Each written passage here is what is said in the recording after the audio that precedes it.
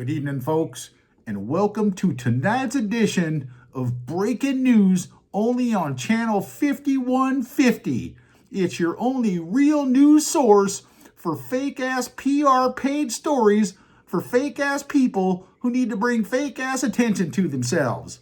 I'm your host, Chick Magnet, and stay tuned for tonight's top story. And we thank you for tuning in there, folks. So tonight's top story. Allegedly, the Duck and Dipstick Amana Shit Show were apparently involved in what they called a high-speed, potentially catastrophic, almost fatally horrific chase by the paparazzis in their taxi cab through New York City, crowded New York City in rush hour traffic, a high-speed chase. Okay. Now, this does raise a couple of questions from basically anybody with a half a brain to know that there ain't going to be no high-speed chases in New York City in a taxi cab for 2 hours.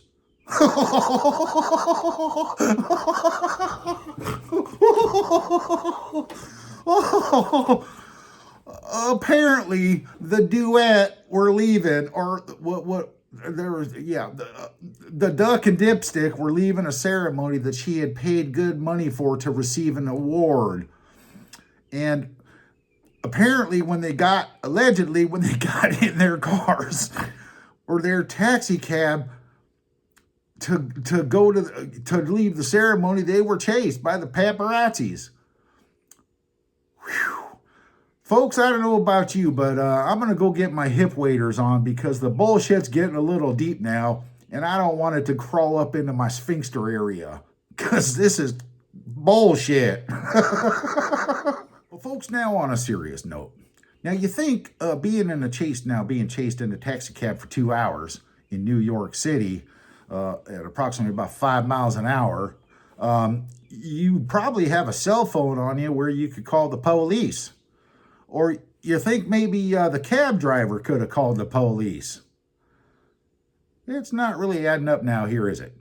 Anyway, well, folks, as an investigative reporter as myself is, it does raise some serious questions and doubts. No police report, no phone calls to the police, no phone call to the police from the cab driver. But the only thing that is adding up so far is the flop award show where it didn't go somebody's way. And I think they got a little butthurt, so they had to create a little controversy to make ends meet. Especially when you done paid for that award. And it still went to hell. That's what I'm saying. That's the only thing that makes sense to old Chicky Boy here. And I call it like I see it. It's called the poor me victim card. Oh, look at me. Oh gosh, look at me. I'm hurting. Oh gosh. Oh, poor me. Yeah.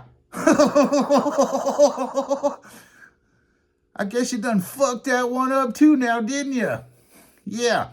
Well, being that old Chicky Boy here is an investigative reporter, as we all know, he done his homework, right?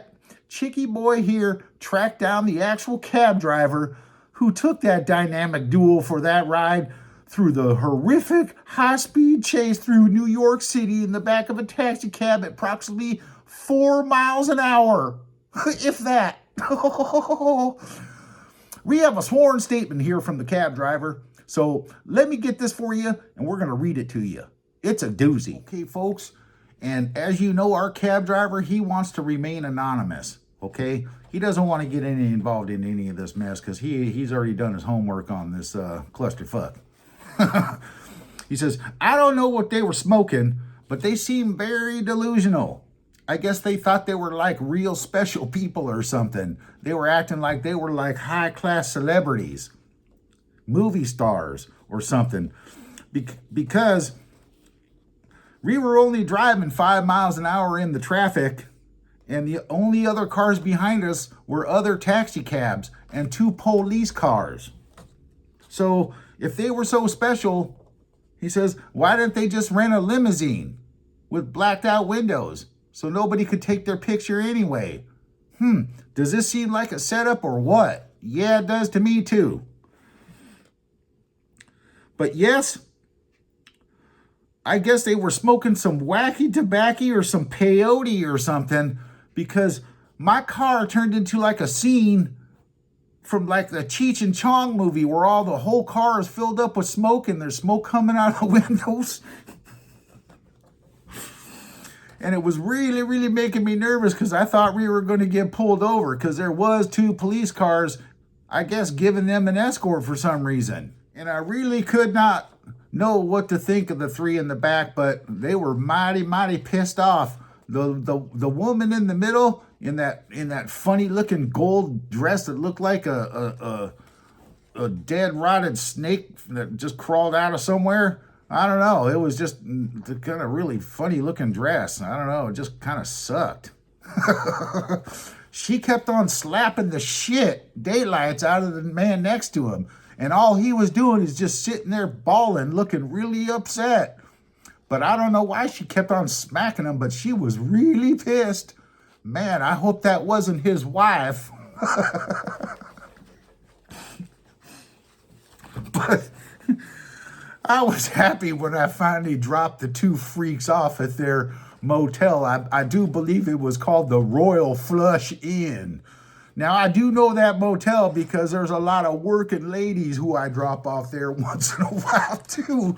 And it's not the best place you want to be. But I guess, what do you expect for $17 an hour? That's a pretty good deal. Anyway, and it was probably... Oh my gosh, I don't even know if I can say that. Anyway, folks, you get the idea. It was one hell of a night for the record books that I'll never forget. And that's what our cab driver witness said, folks. Word for word. And as always, folks, thank you for joining us this evening on this edition of 5150 Batshit Crazy Productions Breaking News. Thank you, folks, and have a wonderful day. We'll see you on the next news break.